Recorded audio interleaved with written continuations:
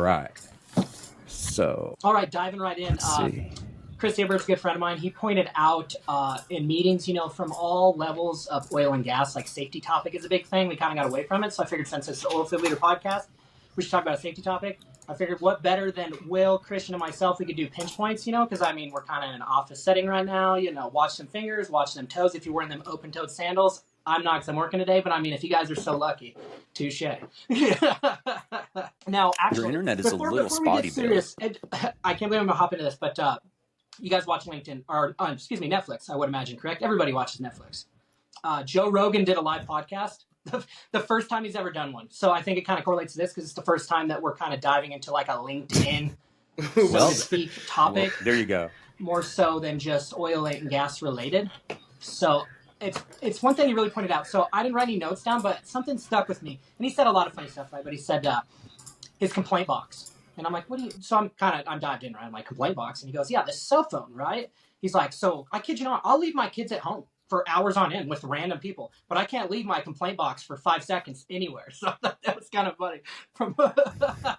When we can't, right? Our phones are just, I've checked mine since we've been on it. I saw Christian just did, see?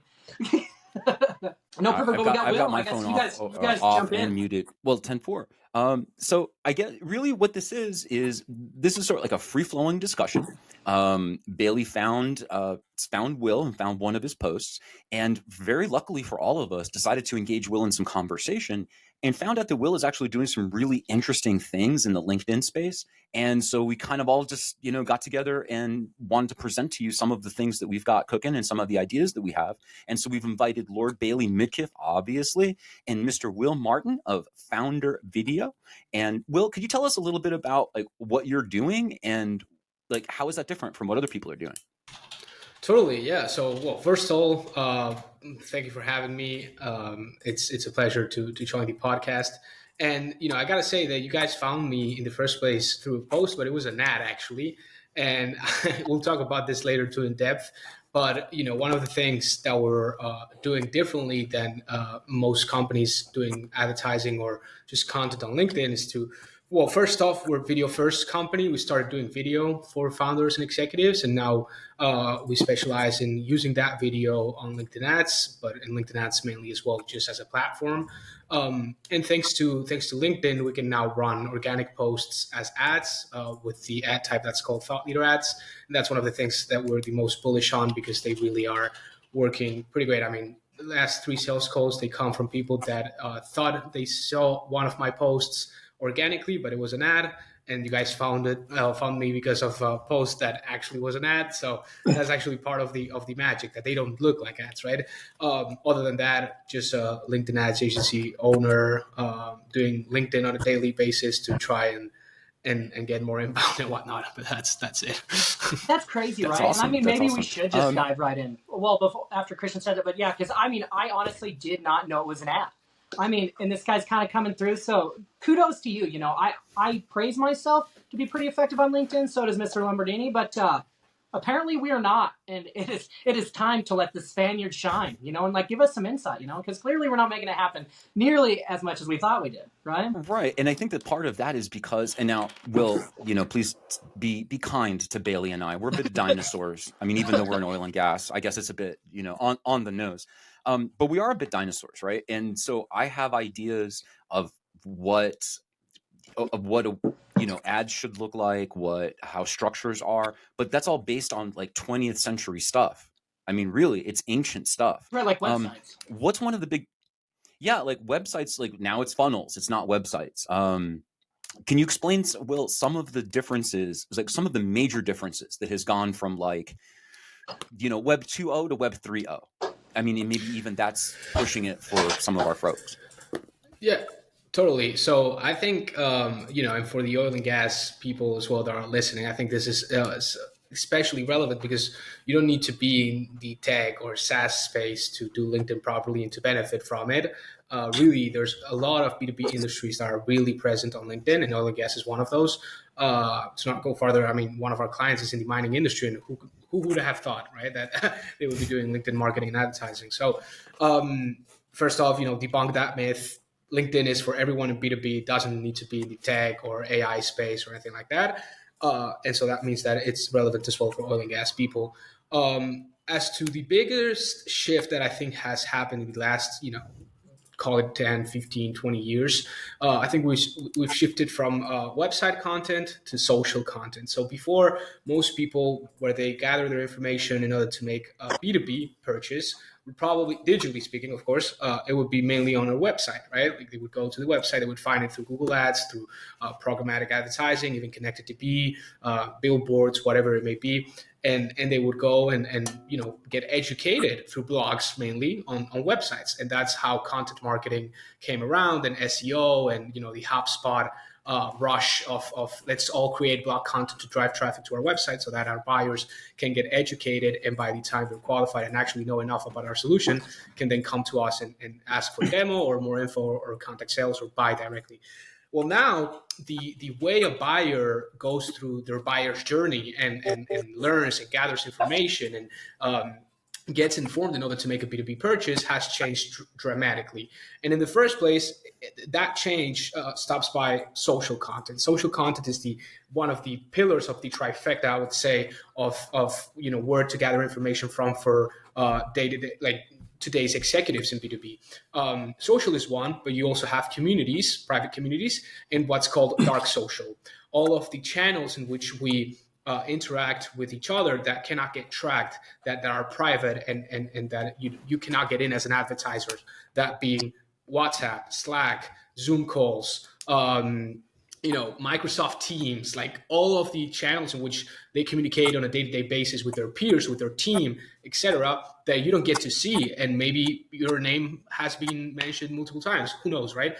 But social is one of them. And therefore, back to the main point, we need to shift from the idea that, my, potential buyers will get educated through the content that I put up on my website. These days, you see most brands have way more content on their website than in social, because they haven't adapted to the shift yet.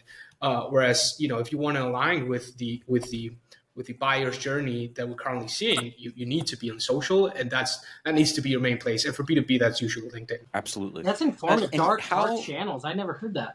I'm making note of that. Right, the dark socials. Yeah. And you know what? I think that's normally what we would call talking to your friends. Right. Like back in the old days, like talking to your friends. Right. But Will brings up a good point, because the situation today is that everything is so commodified, and the markets are so splintered that there's advertising on everything. I mean, like, I wouldn't even be surprised if you go to the dentist and he offers you a discount to put Crest, right here on your tooth. I wouldn't be surprised, because marketing is getting that pervasive.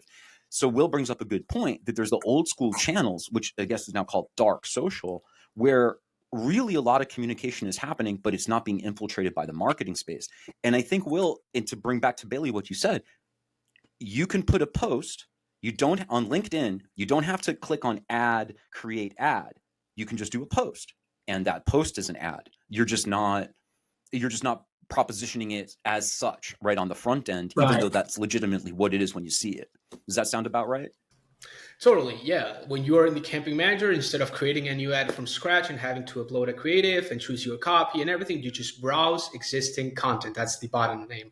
And when you go in there, you can find LinkedIn members. It doesn't need to be a member associated with the company page that you're usually running the ads from either. So it can be someone from another company that is not yours, that you can put money behind their posts because they're your advisor or ambassador or influencer or whoever it may be, right? So it's really powerful. And again, yeah, I mean, you can tell it is an ad, but the only way you can tell is is the third line. So you have, and I think we have a slide for that if you want to pull it up so we can kind of like have a visual illustration of it. This was my next question. This is what I'm talking about. Yeah, because I was like, how can I pinpoint, Will's getting us in an ad again, right? Or is it just getting shooting out some intel? What's this like? What's this amazing content? Where did it come from?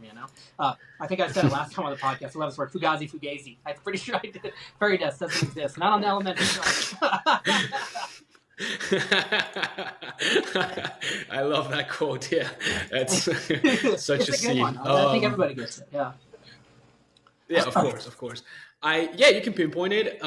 So if Christian can pull that slide for us. The third slide? It was the fifth. The fifth? Okay, excellent. Yeah. Does this look like an ad? There you go. Okay, let me go ahead and bring that over for us. Bam. Absolutely. And I'm going to want to share this tab. There we go. Can you gentlemen see that? Yes, I'm gonna sir. roll. So, yeah. So as you can see in the image, you have, and for the people listening as well, so they can picture it in their minds. When you see a usual LinkedIn post in your feed, you're gonna have the personal profile picture, then the name. Below the name, you have the headline. Below the headline, if it's a premium profile, someone can, like the owner of the profile, can embed a link with a call to action, whether that is book an appointment, visit my website, visit my portfolio. You can customize the text.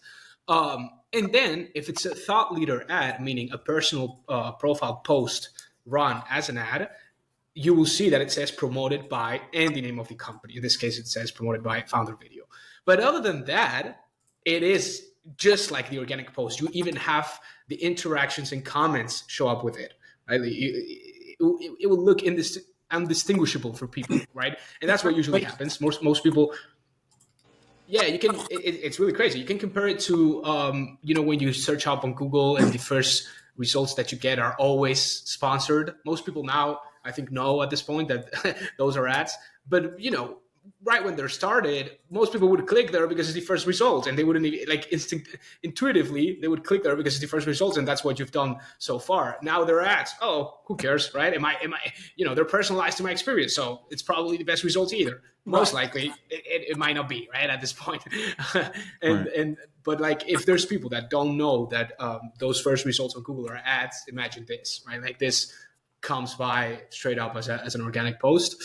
And with my content, we're making a lot of people aware at this point. But hey, I don't think I reach enough people for this to not be this way for a long time. So yeah. Right. That's fascinating. So Bailey, I know that you had spoken with quite a few people prior to the show. What kind of background, or rather, what kind of feedback or info or questions did you get from some of the people you spoke to, Bailey?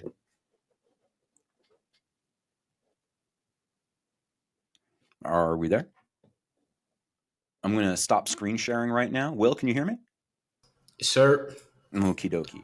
Well, that's fantastic, and I can see here that I think we lost Bailey. He's been having some internet problems this morning, but he'll be back. It's all right. So, taking a look at this, so you're right. If the information is valuable, right? If the information is valuable, the information is valuable. Whether it's packaged as an ad or it's packaged as a post, it really doesn't matter. I think that sort of like a Trojan horse, right? You're bringing in an advertisement, but it's like a post. But as you said, it allows a lot of people to get interactive with it, to comment on it, to forward it to other people, and kind of create, a value add on the ad itself. Is that one of the takeaways that you get from doing this way?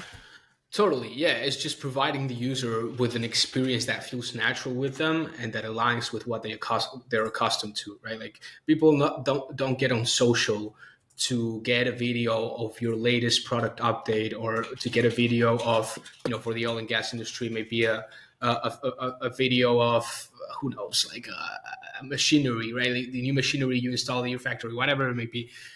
Those are not things that people care about, right? We got to shift as well. Like the shift from website content to social content requires you to go from being company-centric to customer-centric. That's another thing, right? Like that's interesting. Can you repeat that? Yeah. So the shift from website content to social content also requires you to shift from being company-centric to being customer-centric. Because before, if we're honest, most of the companies in B2B, most importantly, they used to hold all of the power in the buying relationship. Now it's the other way around. Who holds the most power is the buyer. The buyer can get to know everything and more about your product without having to talk to your sales team at this point. Before, like 15, 20 years before, it wasn't like that. Not as much. And you see it, I mean, in 2020, 2021, especially the SaaS space, you could see, sales reps knowing less about their product than the user itself, because the user, like the prospect, already has done the research and has access to all of these sources of information that before companies were able to gatekeep. And this is still true for a lot of more traditional B2B industries like oil and gas, right? Like there's a lot of gatekeeping when it comes to information. There's a lot of holding the upper hand and not wanting to give it away. And we got to understand that if having buyers in control scares you, is because you're not good enough to make them come to you. That's it. Brilliant. It's tough. It's a hard pill to swallow for most, but it's how it is. And look, I've gone through it as well. When I started posting on LinkedIn, I spent 6 months, nothing was happening. Like, posting every day, commenting every day, engaging with people every day, sending DMs every day. And 4 months, nothing happened. 4 or 5 months, the first 4 or 5 months. All of a sudden, I started the podcast. I started posting clips with people that were recognized in my niche, and I started to get way more engagement and people visiting my profile and new followers, and all of the work started to pan out. But it's really hard to accept that, of course, the upper hand is on the other side. But the sooner you accept it, the sooner you will come around to the things that will make you understand how their upper hand can play to your benefit. How their upper hand can play to your benefit. That's interesting. One of the conversations I have with my mother, who's 80 plus, is that I tell her that because there's so much information available everywhere, that if you call like your local utility to ask them a question, chances are the person who answers the phone is going to have some disdain for you because you're asking such basic questions that you could have found out for yourself by a myriad of methods. And therefore, I guess even at that, like you say, if the customer knows more than the salespeople about what they want, generally speaking, right, then the salesperson at that point is expecting the consumer to be well educated and have some very pointed questions, like very specific questions regarding that. But in oil and gas, it doesn't quite work that way because there's so many facets to that industry and so many different things that are that are traded. Bailey. And we want to thank all of our guests and watchers right now and viewers. Bailey's been having some issues with his internet, but he's working on it at a furious pace. If you can hear him clacking it away. But let me ask a question, Will. So I love what you said, right? That the website was more about being company centric, and then the social is being more customer centric. But with the advent in the last few years, again, of the commodification and monetization of the social networks, what's the next phase? Or what's the next iteration from here and from today? That's a really good question, but I would like you to clarify, what do you mean by the commoditization and the what did you say about social media? Oh, the commodification and monetization thereof? Yeah.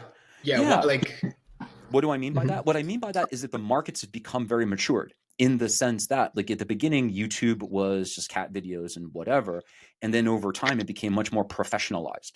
It became professionalized to the point where really sometimes only corporate creators or creators with a lot of money can get their content out because there's so much competition in the space. So that's what I mean is, if everything in social media is starting to look the same, say, right? Like, you have to have this reel, you have to have this, you have to have that.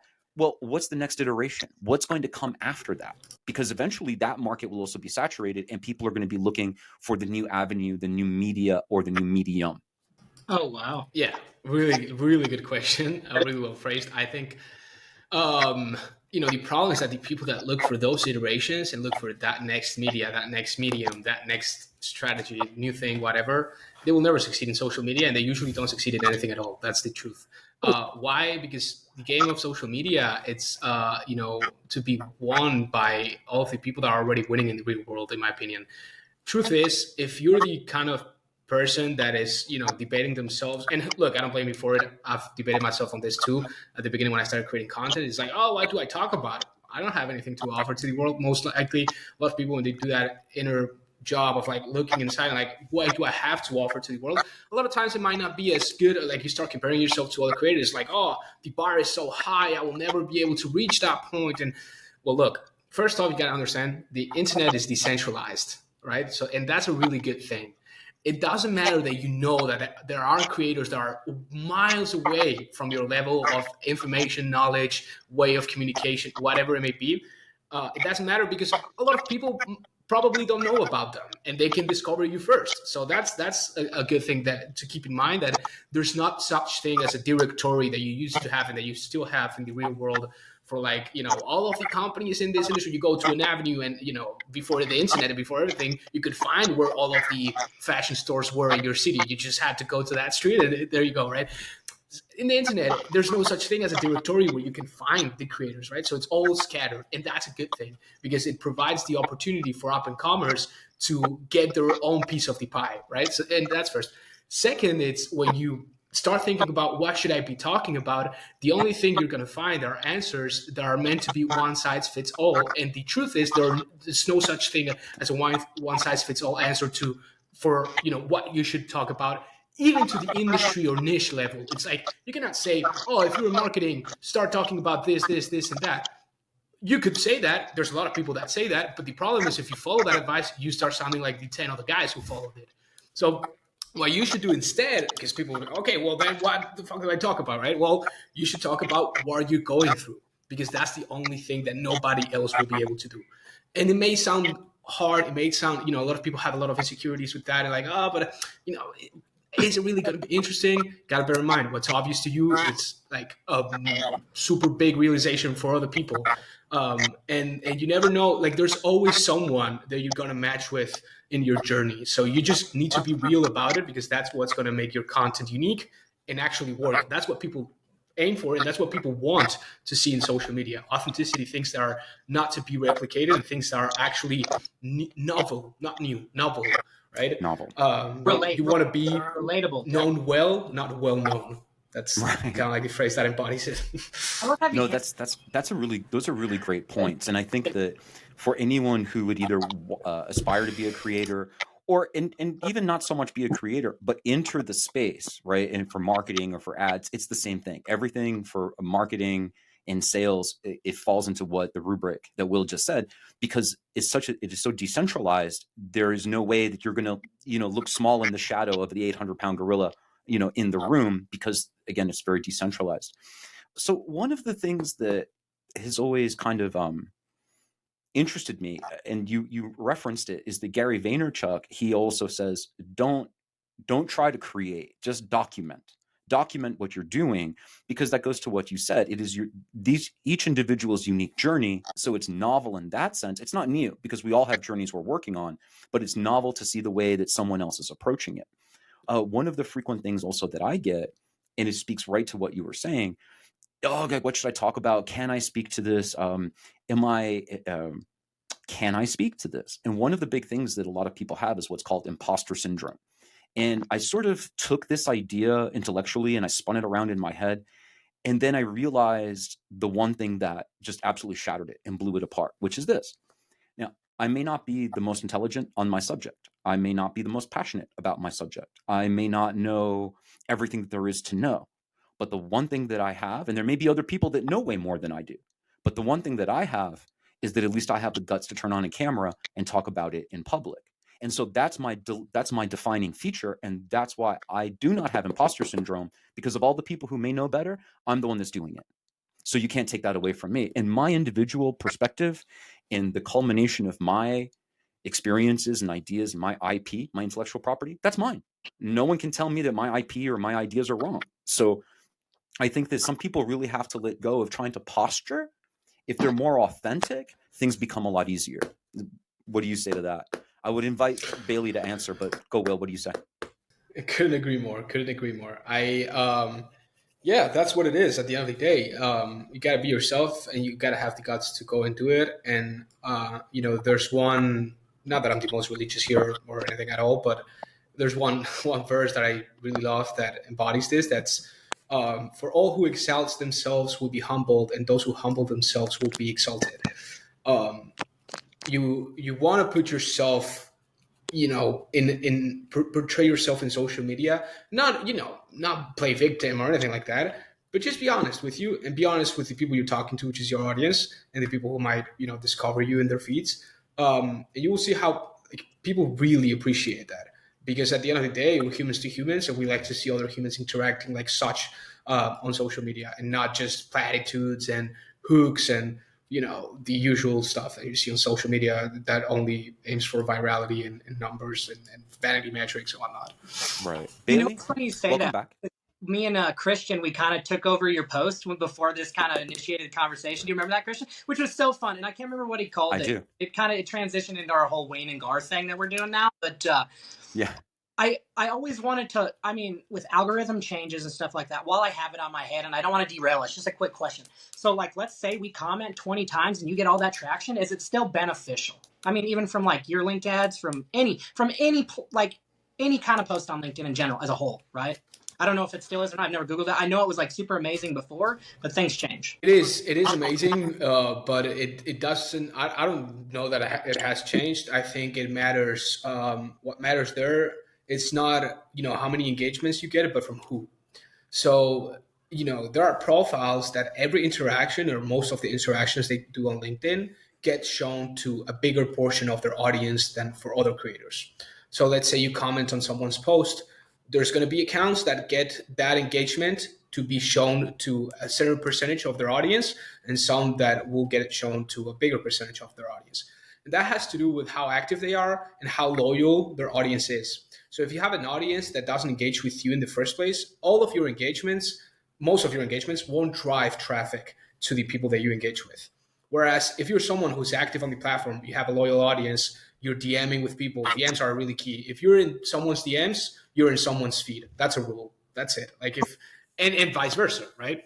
So that's to bear in mind. But yeah, as I was saying, if you're someone that's active, that has a loyal audience base, that's on their audience DMs and whatnot, most of the engagements or the interactions that you do on LinkedIn will get shown to a bigger portion of your audience. And that's, as a creator, who you want engagements from.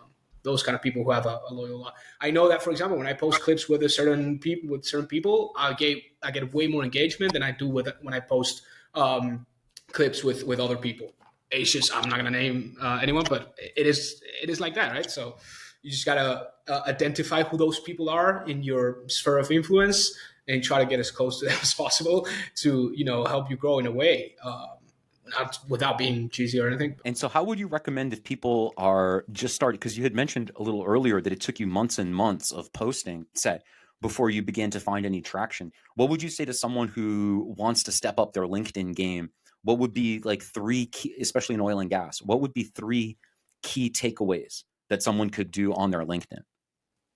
Well, look, for me, I think it was partially leveling up in competence, what made me getting traction, to be honest. I think at the beginning when I started posting, it was more so about like, hey, let's start posting about this, because now we're doing, we shifted from working with business owners and podcasters and whatnot to more like established companies in B2B, different B2B industries, mostly software and others. And so that took us to LinkedIn, and starting on LinkedIn was a whole different thing. I came from building on Twitter. I had an audience there of 1,500 followers, so that was already some experience in creating content on a daily basis. But when I got into LinkedIn, it was just more so me growing as a professional and learning more about the space and getting in touch with the creators and thought leaders in the space there on LinkedIn, what then drove more traction down the line, I think. Now, when it comes to starting off as an oil and gas person, I don't think competence is an issue in that case, right? Like if you've been in your industry for long enough, you probably have a thing or two to say about it, and you probably have enough. You're well versed enough to not have a problem as to what should I talk about. That's why I would encourage people to not ask why should I be talking about, but rather look inside and look at all of the experience, all of the insights, all of the opinions that you already have. That you can share that will be really valuable to the right people. When doing so, you just got to know how to talk the language of your target audience, right? So speak the language that they like to hear and that they understand and that touches them. Sometimes it's hard, but if you do enough research, I wanted to attract B2B marketers, right? And for me, that meant start listening to the podcast that they listen on a daily basis.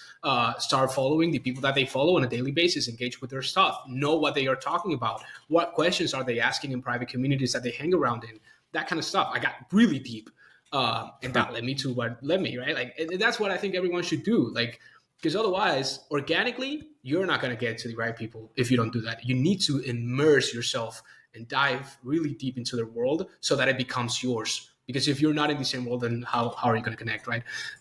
The fact that it feels like you're close in social media, but there's really a work that you need to do behind that to really get close to someone in social media, right? To speak the same language, use the same words, talk in the same way, know about references that they make, acronyms, that kind of stuff. Every industry has their own.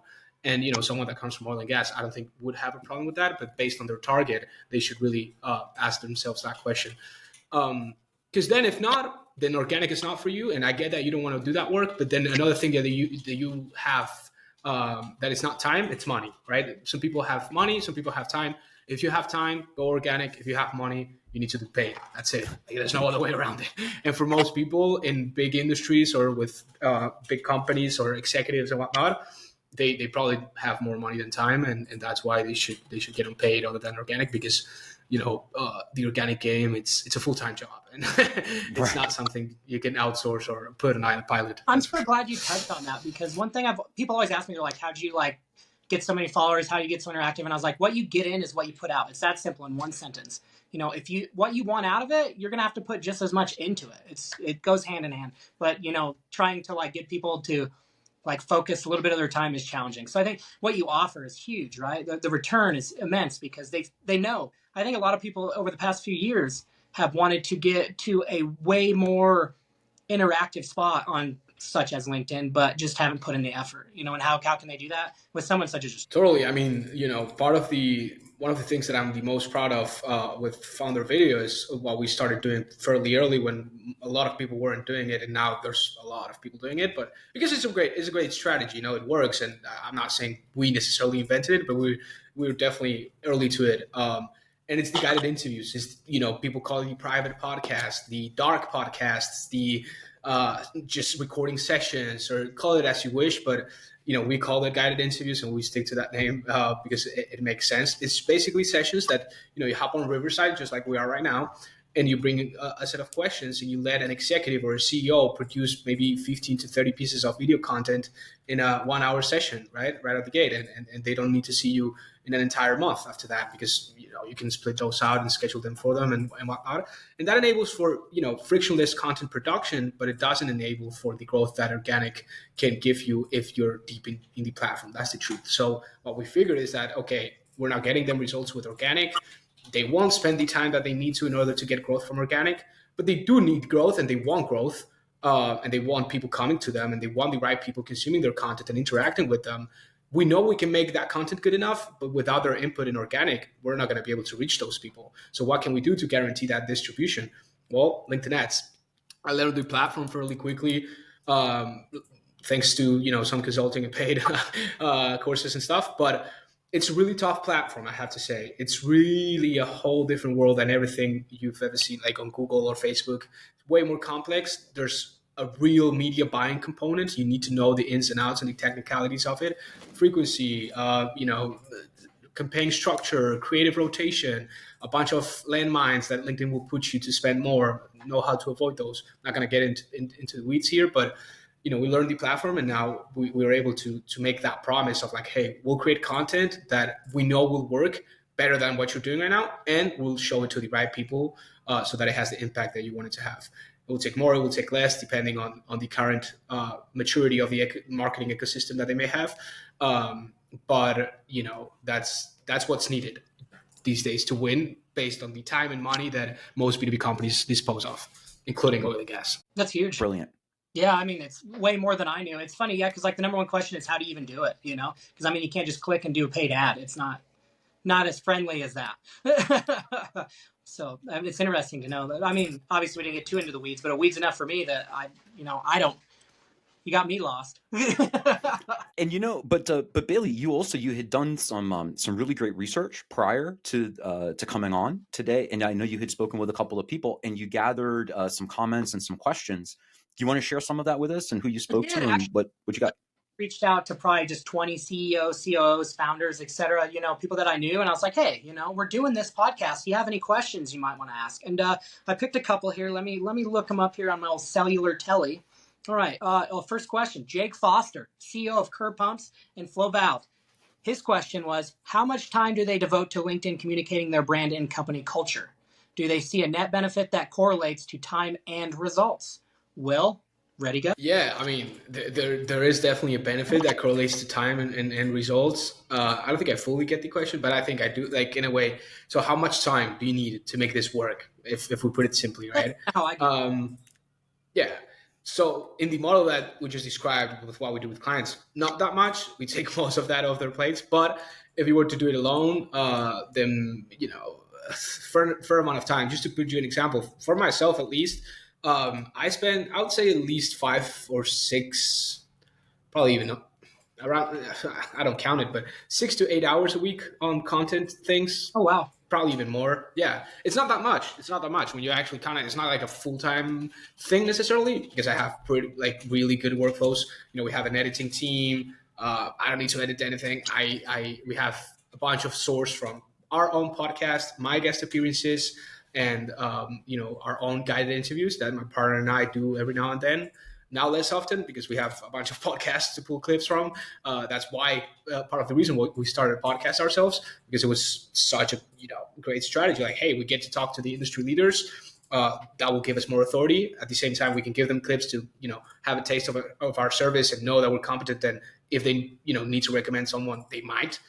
Hasn't happened yet, to be honest, but that's kind of like the idea. And on top of that, we get footage that we can use for ourselves, because I also talk in the podcast, of course. And so, yeah, it was a really great strategy, but and that enables us to spend less time on content. Also, if you have some like things organized, we have it all in our table. It's a project management software. You can have, I have tables with all of the questions that we touched on in all of our guided interviews. I have a table with all of the clips and the LinkedIn, like the copy that I use for the post on LinkedIn, with the transcript of the clip right on the other side, so I can like read the clip instead of having to watch it to prepare the copy. Then I mark them as scheduled post or whatever it may be, if they're in revision or anything.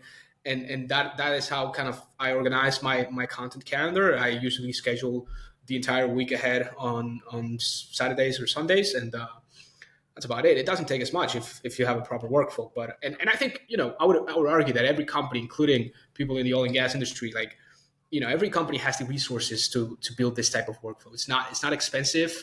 It doesn't take much time. You can make it work like clockwork in no time if you hire the right people. And software or tech stack wise, you just need a couple tools. Like for recording video, for example, I'm using right now my iPhone 13, a Rode mic, which is less than a couple $100, and then Riverside is $30 a month. There you go. You have high quality content for really low price, right? Like you don't need to spend 40,000 on 10 videos for a production team to come and shoot. No, for but sure. some people will. Oh, go Bailey, please. No, go ahead, Mr. Lombardini, the man, the myth, the legend. Give us the intel. Give us the scoop. Thank you, brother. Thank you very much. Well, see, but part of it is, no, you're right, is there, and this kind of slips back a little bit to what I was talking about, imposter syndrome, right? Because the barrier to entry is also very low.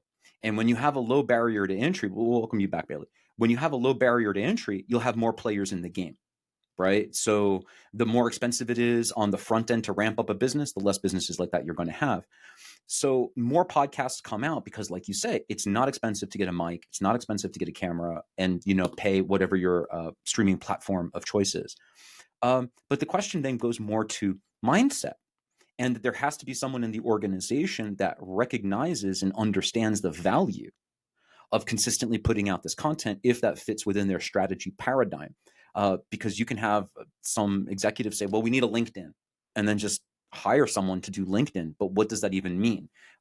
Because if you don't have the right strategy, then your name is out there, but what were you aiming for?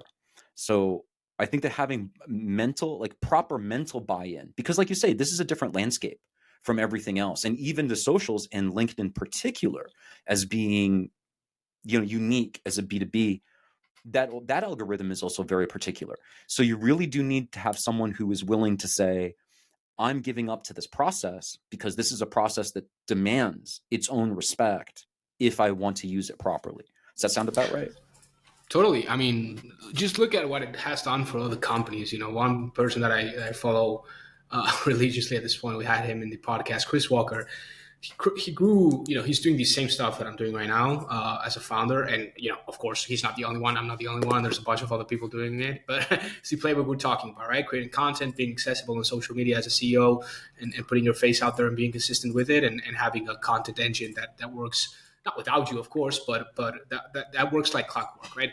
And Chris Walker grew from having just one $5,000 client a month in 2019 with his agency to grow it to like multiple 8 figures in revenue a year. Like I think they did up to close to 20 million, if I'm not mistaken, in 2023 or 2022. I don't know. Don't quote me on the numbers, but about that. And I talked to him in the podcast, and one of the things he said, like one of the biggest lever that I pulled in order to grow Refine Labs to that extent and so fast, which was the agency, like the highest growth B2B agency or something like that in America.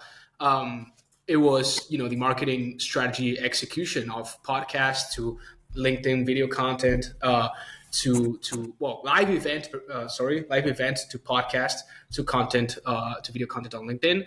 Having that flywheel working for years pays off. It definitely does. And sure, you got to have something in you. You got to have that buy-in and that charisma in a way, and that ability to communicate. But hey, nobody is born with that. I mean, sure, some people are more inclined to do better and whatnot, but it's something my English was not this good when I started doing content in English, you know what I mean? Like, and I'm Spanish, of course. It's my second language. You get better over time. It's just like everything. If you commit to it, you can become your best version if you commit to it. And that's, kind of like the message that I would give to anyone trying to starting out in content and kind of like getting that buy-in to make it work. Bailey, what else you got, brother, man? Well, I know you had some other stuff. CEO Montana Silversmith. Try to switch it up. Not all necessarily oil and gas. His question was, all comes back to ROI.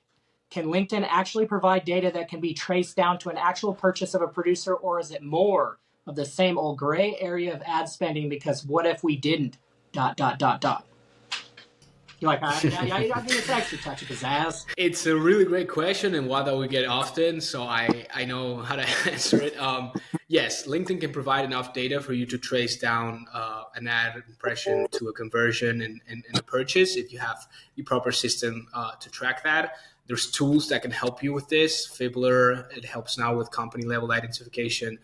Sync it to Salesforce and HubSpot to see, at the account level, hey, okay, this company has this many impressions with LinkedIn ads, and therefore the deal stage has changed in the past 4 weeks, and in those 4 weeks there has been this many touch points. Well, there you go. That's impact right there, proved.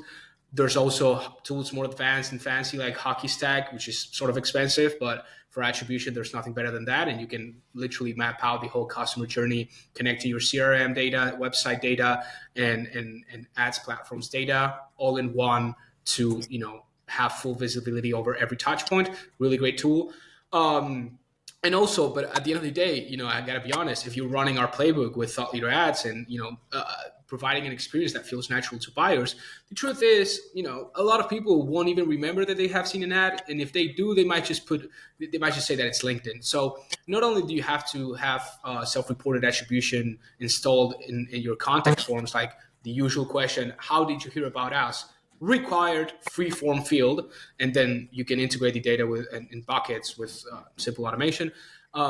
But also in sales calls and everywhere when you talk to customers, you got to be proactively asking where did they come from and actually like taking it out of them, because a lot of times they might not know at first. And if you let them go with, I don't really know, and you don't want to bother with them, you don't want to bother them with that, then you're really not going to know what's working and what's not. But if you really want to know what's working and what's not, then just ask and ask proactively and consistently. That's the best way to tell. And look, a lot of times if it's working well enough, you won't need any attribution tool to tell you that. The market will. Yeah, that's what I was thinking, right? Yeah, the results will show themselves, so to speak. Right. No, that's good. You get him. That's what happened to me. I didn't track necessarily how, we got 6 deals in when we started spending on LinkedIn ads. I just knew because they came inbound on DM. They tell me, I saw your post. I saw your this, and that. And they were all creatives that we were running as thought leader ads. I was like, okay, well, it's clearly working. There's no other way around it. And look, it won't happen as fast. To us, it happened really fast. But again, I have to say, like, it really depends on the maturity of your marketing ecosystem, how much content is out there from your company, how much goodwill you've built, how much authority can you portray in your space based on the people that your audience can associate you with. That kind of stuff matters a lot. And so yeah, you got to bear that in mind. But yeah, that would be my answer to it. I don't want to go in circles, but yeah. No, it's good. I guess last but not least, and then I threw in a content creator just to kind of see his input. JP Warren, founder of Exec Crew and Connection Crew. His quote-unquote message to my question was, hey now, Drop down. How about how to and why to build your personal brand? Types of content and engagement to provide on your platform. Boom. Great question. Really great. Yeah. I think we've sort of touched on it, but to put it all in an answer, basically, at the very beginning, you want to make it easy for yourself. So on LinkedIn, you can start with text-based posts, 3 a week, 4 per week, ramp up to 1 daily if you can. And just, as we said, express what you're really going through, what you've learned, things that people that have been 10 plus years in an industry, they have content ideas for 2 years if they think deeply enough. That's the truth, right? So that I don't think is the biggest question. Then format-wise, as I said, text is fine to start with. Then you can start playing with video. You can play with carousels that work pretty well, and they're really super easy to create these days with templates and whatnot. And engagement-wise, which is, to be honest, someone could argue even a more important part than the content that you put out. Most importantly, when you're starting out, because if you think about it, what's the point of putting out content if there's nobody to see it? If you don't have enough connections, if you don't have an audience, you shouldn't be focusing on creating content. You should be focusing on engagement, on engaging with the right people. So that's why I said, start up with only 2-3 posts per week, maybe 4 if you want to, just to test yourself out. But bear in mind that nothing will happen at the beginning, and your most important activity is engagement. How do you engage? Naturally, without AI, and actually being mindful. Going through your feed and dedicating consistently 1 hour. I mean, 30 minutes is good enough. You can just do 5-10 actions per day. Comments, likes. Like, I wouldn't count it as an action. I think it needs to be comments. And then send out connection requests every day. There's software to automate this. You can run a pretty targeted campaign to a list of contacts on autopilot with software like HeyReach, Expandy.io, and others. But I would encourage you to do it manually because you get to choose more, and it forces you to be consistent with it. If you do that for 3 months in a row, daily, and you stick with it, I would be surprised that nothing's going to happen. It's happening to you, right? Like, it's just how it works. It's a matter of numbers and consistency. So if you do it, it will. And if you want to go faster, just go, do 20 comments a day. It shouldn't take you more than an hour if you're, fast with it, and you don't write like 3 paragraphs per comment. You just, casually, but, and in the comments, there's a nuance here. Just last thing I want to add, you don't want to say or paraphrase what's in the post. You want to be like adding something to the conversation, bringing in your own personal experience, bringing in references, make a joke, I don't know, something new. But just don't say what has been said in AI words just to comment and check off that box every day. Don't copy the whole paragraph, put it in AI, and put the response. Right. You can tell when somebody does it. Totally. You can really tell. And I feel bad when I get those type of comments because I'm like, I feel like deleting this, it doesn't look good in my post. Like, you know what I mean? Yeah. So don't do it. Yeah.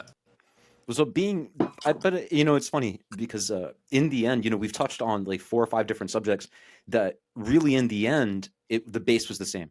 Oh yeah. Be a human being, be a human being, be a decent human being. Let's throw that into it. Be a decent human being and act that way. That's all that you need, really. Right? I was about to say when you asked me before, like about the ROI and everything, compared to other platforms regarding paid, it needs to be said that LinkedIn is just not a transactional platform like Google can be or Facebook can be. Agreed. It's a platform for B2B. You need to work on it. You need to, you need to plant seeds if you want to harvest at some point, right? That's about it. But I think it works like that with every organic side of every social media platform, right? And it just so happens that on LinkedIn, even with paid, it's the same way. Yeah. And that's what a lot of people don't realize. They think, because I'm paying, I need to get results. Like, give me leads month 1, But it doesn't work like that. It doesn't work like that. Especially, unless you have audiences that already know about you, are qualified and engaged with your stuff from Google or Facebook, and you can then, filter them down on LinkedIn with their filters to really get the people that you want. Then you're starting off from retargeting already. You have audiences built. Then you may get some results in as little as 30 days. But if not, it will take more because you need to build that audience up in order to retarget them. The money is in the retargeting. Again, I don't want to get too deep into the weeds of LinkedIn ad spade, but it's there's a whole vast array of topics there and things that need to be debunked. So yeah, just wanted to throw that out. Now that you mentioned, being human and everything, it's part of the conversation. Interesting. A question that I had real quick was when you were talking about your guided interviews and you sit down and you sit for 1 hour and then you can extract a lot of content. My question is this: do you have a traditional podcast format and then you extract quotes, or is it question number 1, response number 1, break? Question number 2, response number 2, break, etc. It's more of a traditional podcast format. Simple. We like to treat it as a natural conversation. And I gotta be honest, for most clients, we always provide the questions way in advance for them to review and add and remove and whatever it may be. But with some really good clients, sometimes you don't even need to write the questions because you're gonna be full of insights, and one thing will lead to another, and that's the beauty of it. And that's where the best clips come out from. The clients that wanna script it more, have it more, I know I want to make these points and everything. Sure, it might come up more polished and everything, but that's not necessarily better at all times, right? Again, I don't criticize anyone for their way of doing things and how they feel comfortable recording content, but I do judge results, and results speak for themselves. So, that's what my experience tells me. Quality you want to keep it natural. That's Absolutely. right. Yeah. And that's the same with my show, that I do not feel forced to have to put an episode out every week. And I'm not going to do that. And I'm not going to make the content suffer. I'm not going to make my audience have to suffer because I put an arbitrary thing on myself. I would rather put 2 out a month, but those 2 are real bangers, as opposed to, he put out 10, but they're all trash. I mean, I don't see the ROI on it. Totally. Bailey, what else you got for us, buddy? I'm sorry. Yeah, no, I was going to say that quality over quantity. That's why we used to offer way more clips to clients. Now we offer way less because we realized it's more so about having the right stuff. And most people would churn because they had too many videos and couldn't post them. So we figured hey, let's just do less, right, and better. Right. There's one thing I would add, and I was going to do a short video on it, maybe a day or something, but it's something I think people need to hear, and hopefully they listen to this. Turn on your notifications for LinkedIn. I don't know how many times I'll tag somebody and they're like, I need this now, right? And I'll tag 5 people. And then 2 days later, they're like, oh, I can help you. All right, dude. It was, if you had your phone notifications on, it'd say, hey, Bailey tagged you and said he can sell you this product. Please, I cannot stress this enough. You guys are missing tons of opportunity. Easy ones, because I try to go out of my way to help people in that aspect, right? And a lot of people do. So I think it's crucial, for people to keep in mind that just because you haven't got something in 2 months doesn't mean you're not going to get something at 9 o'clock tonight or whatever the case may be. Totally. I mean, if you wanna make the most, you wouldn't turn off the notifications from your email if you're doing email outbound campaigns, right? It's obvious. Right. This is the same thing. You want to be in the know at all times. Everything is moving at all times, always. So yeah. No, I can't stress how many times I was just so lucky that I happened to be sitting in front of my computer. I happened to have LinkedIn open. I can tell you there's 4 times specifically that I was at the right place at the right time. I made the first comment, I made the first move, and it would not have happened had I not been, all about it. So no. And it's like anything else, right? Like you said, if you're going to invest, you have to take the time to really invest. And that includes, like you say, if you're going to be doing ad campaigns, be on top of it. If you've made comments to people, well, then turn on your notifications so you can see how that's going to evolve, especially if you want to take that seriously and take that little snowflake and grow it into a snowball. Right, Bailey? Oh, yeah. I love that. I love that correlation, snowflake to snowball. I'm going to have to borrow that one. Run it, son. There was only one other thing I was going to touch base on, and it's going to take us down a rabbit hole, so we're not going to touch on it, but how about a yes or no from you, Will? LinkedIn or Next X? Because you just did a podcast, so I know it's hot on top of your mind. Which one's better, blah, blah, blah. Ready to go. I just put out a post today about it. Look, there's ups and pros and cons of each. I would say, for oil and gas people, LinkedIn all the way. X is just such a different vibe. I used to build on X. I have an audience there, and I from time to time post a thing or two, but not that active. And it's just because the quality of the content that it's easy to find on LinkedIn, it's miles away. It's nowhere near than what you usually find easily on X. Not to say that there's not quality content on X, but it's the ocean, the haystack where you need to find the needle. It's full of other stuff that you might not want to see. LinkedIn is way more professional, way more sometimes bottomed up, and I think sometimes that's a bad thing, but a lot of times that's a good thing. It prevents people from being too obnoxious or outrageous or no filter type stuff. Agreed. And I think that in a way, in a professional context, it can make people put out their best selves.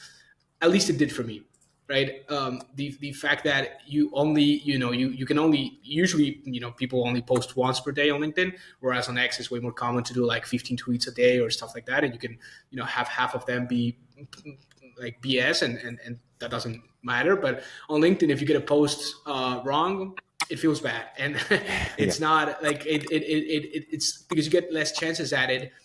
And it forces you again to refine your writing, to add more value, to be more competent, to talk with better people. Like for me, what it has done is that it's basically like, well, okay, if I want to penetrate this market, I need to get way, way, way better. And I did, in a way. I like to think, right? There's still a long way to go, but yeah, and that's why I would choose LinkedIn every day, to be honest. That's pretty straightforward. That's what I'm talking about. That's awesome. That's awesome. And so do you think maybe, Will, that maybe in maybe in a little bit, in a couple of weeks or another month and change, maybe we can have another little visit and we can revisit these topics and maybe build on, and if we can get some audience involvement with some more questions, some more thoughts, and we can build it into the next one, and maybe even continue this as a small separate mini series. What do you guys say? I think it's wonderful. Totally. Yeah. Wonderful. If the audience is up for it and would like to get deep into the weeds, which you mentioned before many times, right? Like I'm super down for that, for sure. Super. Yeah. Bailey loves taking us into the weeds, don't you, Bailey? Oh yeah. I mean, I'm not even gonna fill up the gas tank on the old weed eater or the lawnmower. We're just gonna let it grow. There you go. Well, gentlemen, the niche analogy right there. That's crazy. What a way to go. Gentlemen, Will Martin, Founder Video, Lord Bailey, Midkiff, Pulsation Performance Control, Christian Lombardini, Oilfield Leader. Ladies and gentlemen, I want to thank you very much. What an amazing, insightful conversation. Join us back on the next time. You're not going to hear this kind of stuff from anywhere else. I can promise you that. Thank you. See you on the next one. Thank you very much for having me. Bye, Ray. Pleasure. Bye. How was